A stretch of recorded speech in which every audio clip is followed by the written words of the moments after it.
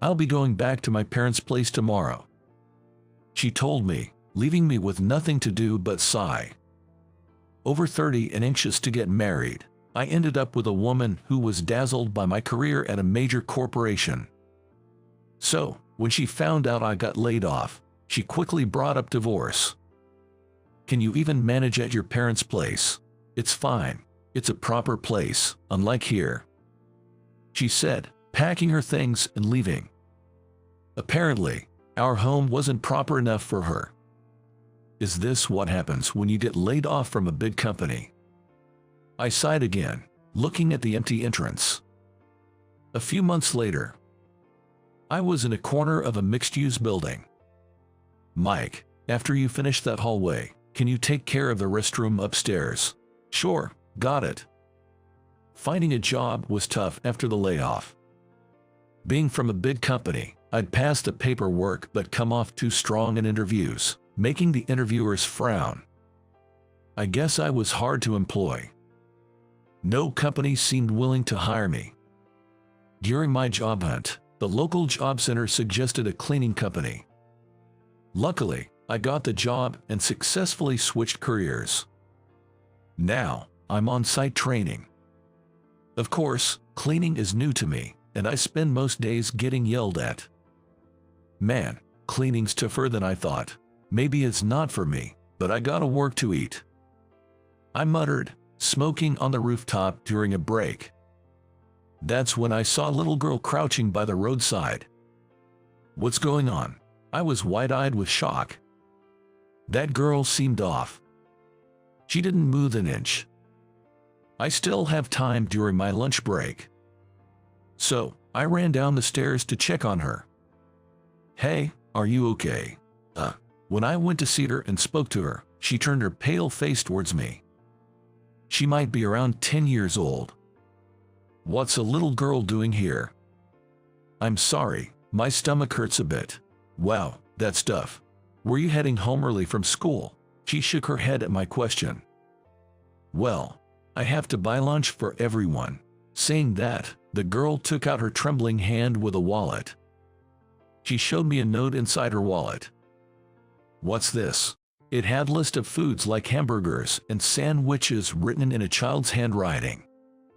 "I have to buy what everyone wants to eat, or else I'll be left out again." What, really? I realized what she was doing from her words. Seems like her classmates had sent her to buy lunch. That's almost like bullying. "Young lady, forget the shopping. Let's go home now. You're pale as a ghost." What should I do? She swayed right in front of me. "Are you okay?" I supported her, holding her up. I needed to protect her without looking suspicious. "Then, I'll call your school, so tell me the phone number." Okay. I called her elementary school and arranged for her teacher to pick her up. Meanwhile, she rested in our break room in the mixed-use building. Sending a sick kid on an errand during lunchtime. What kind of teacher is in charge? It's not the teacher's fault. It's because I don't follow what everyone says. Lying on the bench, she weakly spoke to the manager, Josh. But this is a bit much. To make a child with a cold run errands when she has school lunch is nothing more than harassment. Is it? She looked down at Josh's words. "Anyway, you should drink something first." I handed her a sports drink. "Thank you." A slight smile appeared on her face. Seeing her adorable smile, I found myself smiling too. Such a polite and good kid. Why would her classmates do something so awful to her? I can't believe it.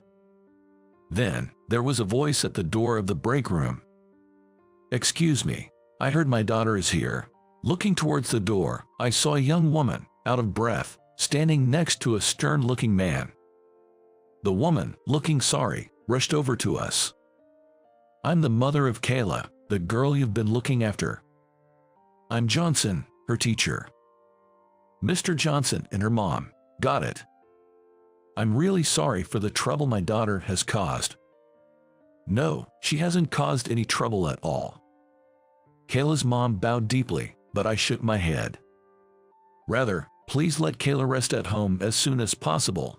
If she keeps going like this, her condition might worsen. She needs to see a doctor." That's when Mr. Johnson, standing next to the mother, said something astonishing. "I understand you are not feeling well, but there's a problem with your behavior too." What? The atmosphere froze at Mr. Johnson's words. What is this man talking about? You say there was harassment, but leaving school to go shopping requires some serious reflection. I interrupted Mr. Johnson mid-sentence. Are you even fit to be a teacher? What's wrong with you? I'm just stating the obvious. Don't you feel anything for this girl, who's been bullied into shopping by her classmates? Are you out of your mind? Are you even a teacher? Manager Josh backed me up. Mr. Johnson glared at me angrily and continued.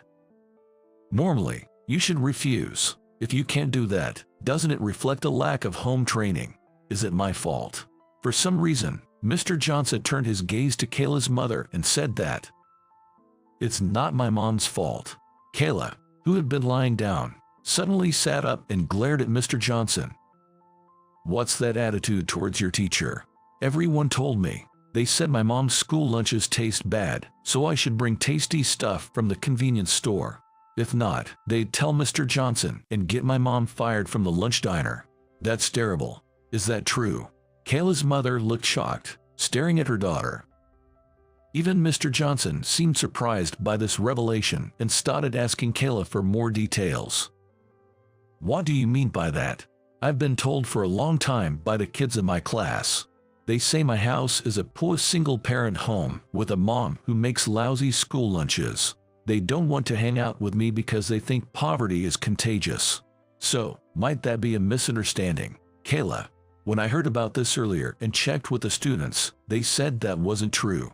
Of course, they wouldn't admit it. Kayla glared at Mr. Johnson through her tears. Well, that may be, but Mr. Johnson was flustered and fell silent. We'll be leaving for today. I will report this bullying incident to the school. Kayla's mother, who had been watching, said this to Mr. Johnson. He looked surprised, staring at the girl's mother. The mother turned away from Mr. Johnson's gaze and said to Kayla, Let's go, Kayla. We've caused a lot of trouble. I'm very sorry. Thank you, sirs.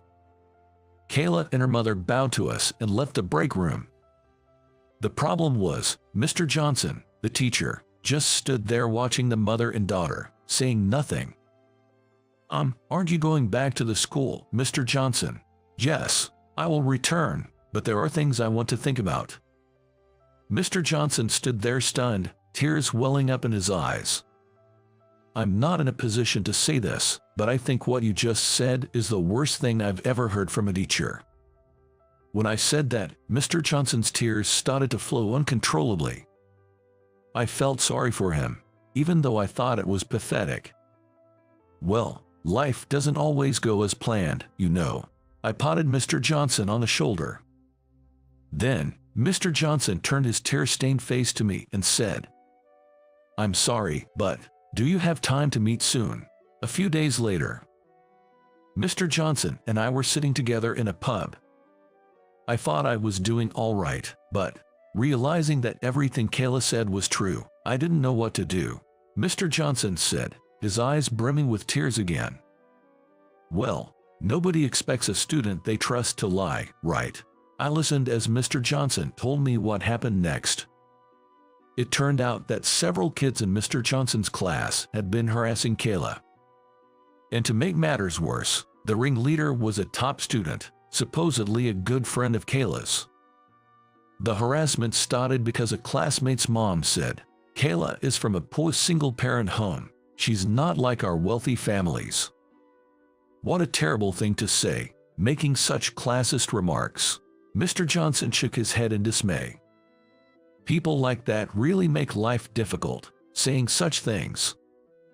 Even as a cleaner, I remembered being shouted at by businessmen. Move it, you're in the way. People always seem to be looking for someone they can consider beneath them. I remembered my boss David often saying. Then Mr. Johnson began to speak out of the blue. Thinking about what happened, I really feel terrible for Kayla's mom. But Mr. Johnson, you've reflected on your actions, right? And now you're actively working to solve the harassment issue, aren't you? Is there something else on your mind?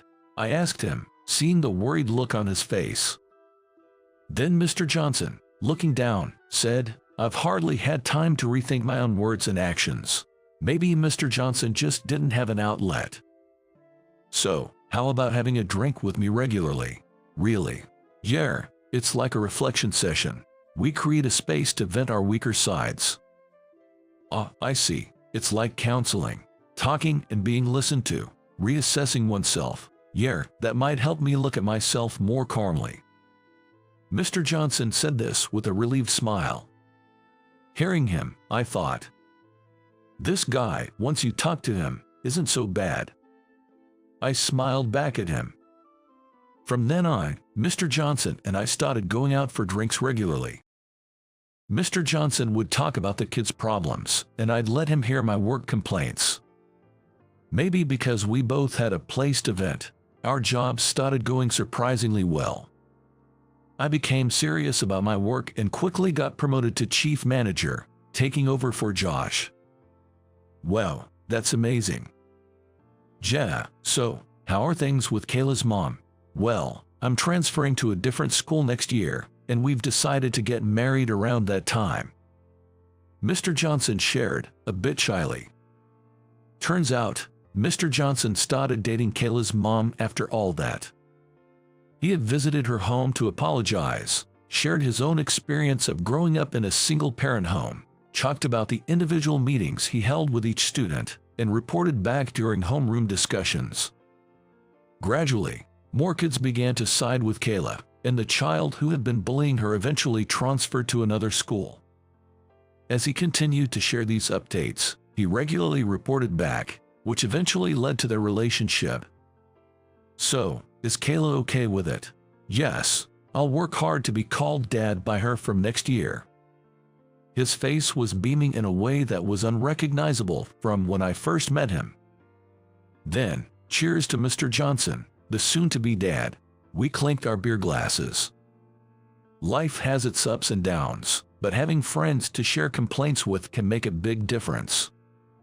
I look forward to continuing my friendship with Mr. Johnson as drinking buddies for a long time to come.